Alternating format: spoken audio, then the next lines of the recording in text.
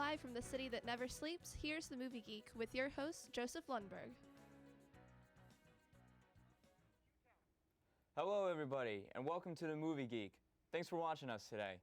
Today our guest will be talking about his favorite movie, Elf, as we continue our quest to figure out what makes movies really special. Give it up for Matt. Thank you. Matt, thanks for being with us today. No problem, thanks for having me. Of course.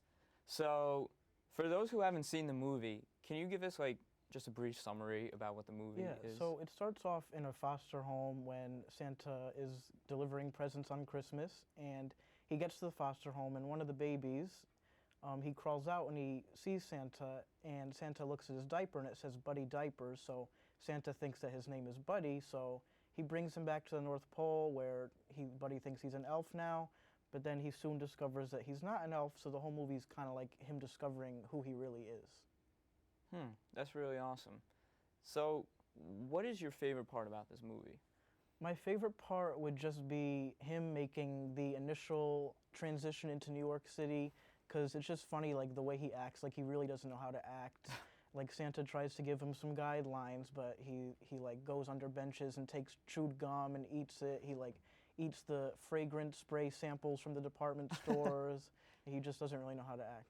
I remember my favorite part of that movie was when he was sitting in his actual father's apartment at the dinner table, and they were having spaghetti. Mm-hmm. And I remember, normal people have spaghetti with Right.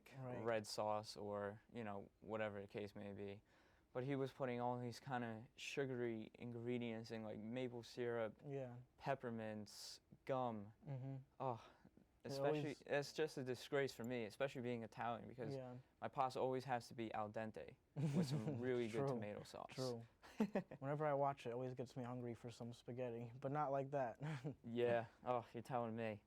So, I know this movie came out a long time ago, and it might be hard to remember this, but do you remember your first time seeing that movie?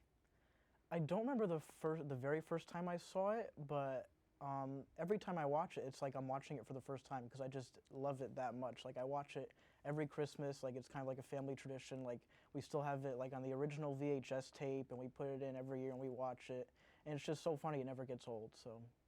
So would you say watching that movie makes you feel kind of nostalgic in a way?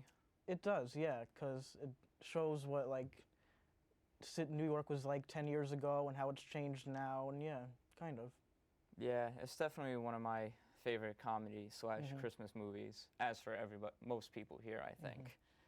And I remember, I never saw the movie. I actually saw the movie really late. I didn't see the movie when it first came out. And I remember watching the movie for the first time a few years back. And I don't know, I guess I was a little older than most people were when they first saw it. And I saw how beautiful of a movie it really is. Just this guy who comes out of nowhere, and he just wants to be a part of his real father's life, and he really proves himself. He wants to, just be another one of the guys, I guess.